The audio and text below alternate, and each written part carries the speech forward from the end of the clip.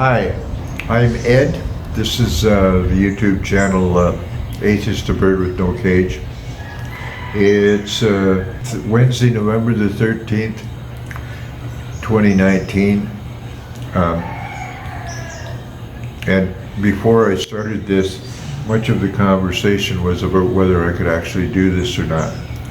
I'm 79 years old and really feeling it. I'm pretty having difficulties with my feebleness, and the fact that I'm pretty close to blind, and I have this, I don't know, thing with like a vertigo, I guess you call it, that's really bothersome. But anyway, what I want to, I guess I'm sort of at a point in my life where I've been doing these videos for a year and a half or so, and I tried to, with a lot of them, I tried to explain how I felt about the Bible and the religion that I spend the time talking about. And I'm getting to the point where I'd like to do, I'm mostly realizing that the whole thing is ridiculous. I recommend you read the Bible, whether or not you're religious. Read it. It's not an easy read. I'm not complaining. I'm not pretending that it's an easy read. The Old Testament is repetitious as hell, and much of the time boring because of all of the repetition and so on. But I'm beyond, like watching the programs that I love to watch on the Sundays, is the Atheist Experience and Talk Heathen. I'm beginning to think that they give a way too much leeway to the religious callers, and I'm feeling like ridiculing things like I did in the last one. I guess that was pretty blatant when I basically said that the Immaculate Conception sounded to me, if you're a Trinitarian, it sounded to me like a three-guy gangbang. And not only that, but the three guys were all the same guy, they were all God, and they were basically impregnating their mother with themselves. That's how stupid the story gets. I hope that doesn't scare you away from reading it, because I really recommend you read it. Getting to know the Bible is one of the things that really convinced me that it is all nonsense. The possibility of any deity of any description existing has completely escaped me. It's just crazy. Like, how in hell these guys that wrote this thing, what the hell were they thinking? These guys are not too smart. I mean, I'll just do for today. This is going to get dragging on. I don't want it to be too long, so I'm just going to talk a little bit about Genesis, even though my wife says I've done that many times. But if you look at it, the story goes, this deity makes this guy and this woman, Eve, in this garden, and he tells them, there's a tree over there, the tree of the knowledge of good and evil. And it's the one tree in this garden. You've got this garden and all this great stuff and everything. It's the one tree that you can't eat the fruit of. And I mean, immediately, Eve, she was obviously the smarter of the two, that even though she was just made out of a bone, she said, what the hell are you talking about? If that tree, the fruit of that tree gives me the knowledge of good and evil, you're damn right I want to eat that. I want to know the difference between good and evil. What do you think I am? So she goes and eats the tree, and then she meets this serpent in the story. Yeah, sorry folks, but we have in this story, we have talking serpents and talking donkeys and guys walking on water, and yeah, okay. Anyway, so she goes and she eats this fruit and everything. Now, then the story gets wackier than hell. God's pissed off because she ate the fruit of the knowledge of good, tree of the knowledge of good and evil. Why is he pissed off? I don't know. Was he lying? Was he saying that, did he tell her that and she ate the fruit and got or she's not going to get the knowledge of good and evil? Because the rest of the damn book makes it sound like Eve, even though she's supposedly the mother of humanity and all that, didn't get the knowledge of good and evil. Because we still need this turkey God Yahweh or whatever form he's in. Jehovah, as my Jehovah Witness friends call him, or Jesus. He what? She's got to wait for this God to, all of us have to wait for this God to tell us the difference between good and evil. Right? Come on. I mean, if there was any truth in the story, it would seem obvious that, yeah, we did get that. Maybe that's the thing that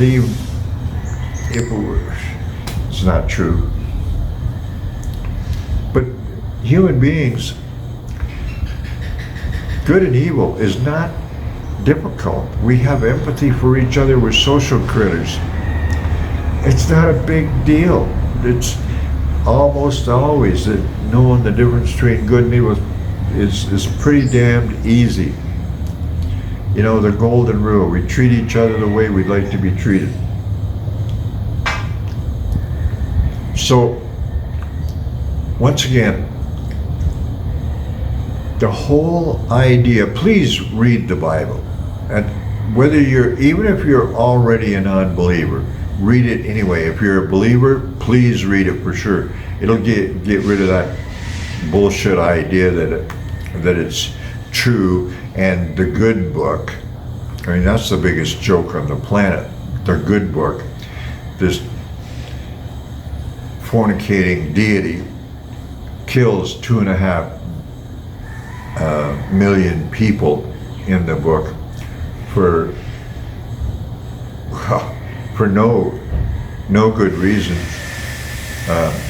other than that they're disagreeing with him or rebelling against him, and I mean, as soon as they started to figure out, I think in the story, as soon as they started to figure out what an idiot he was, they said, hey, we better start making our own way. This guy's a loser. So I think one of the things I would really like to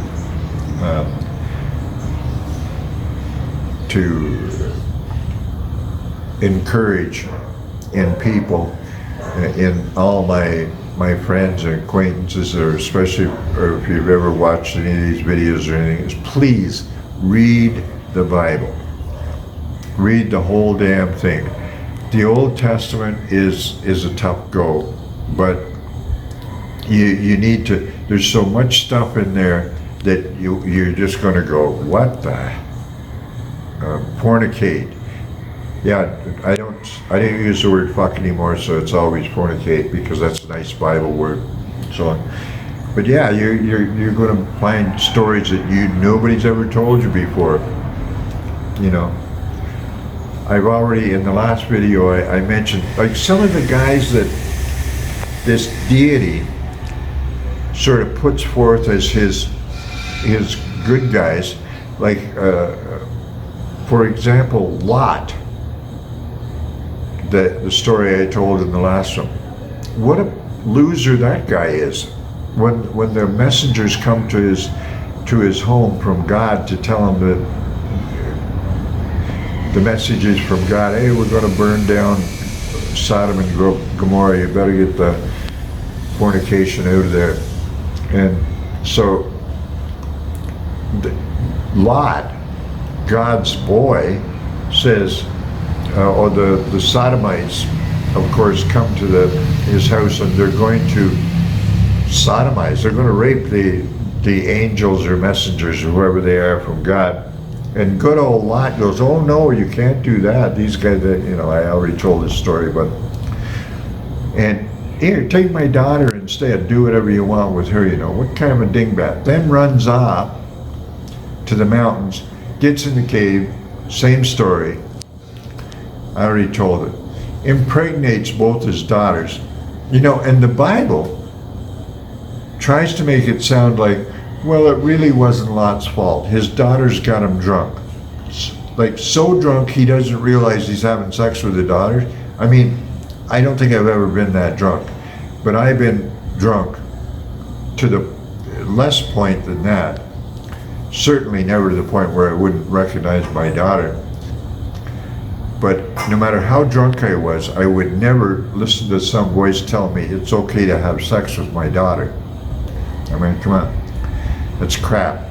And not only that, the story is so unreasonable because having been that drunk like that and been with some, not my daughter, but some pretty damn hot women, when you're that drunk, you do not impregnate anybody. I mean, come on, biologically, it just is not going to happen. Nothing is going to go into anything. It, makes me think of a joke like trying to stuff a soft marshmallow into a piggy bank or something like that. It's just ridiculous. And those are just the beginning of the ridiculous stories. They go on and on and on. Now, recommendation, the New Testament is a little easier to read, but it gets even wackier because you have this Jesus guy who, I've already done a video where Jesus is a jerk, and I stand by that. Just read it and see what you think. So once again, here we are in the year 2019 on November the 13th, Wednesday, November the 13th, and I'm in my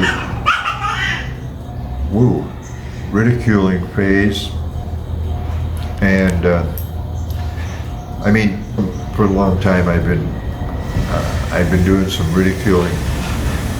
The wonderful thing about the Bible, part of the reason that I recommend reading it, is because if you need something to make jokes about or ridicule, read the Bible. Man, it's going to give you ammunition that will last you the rest of your life.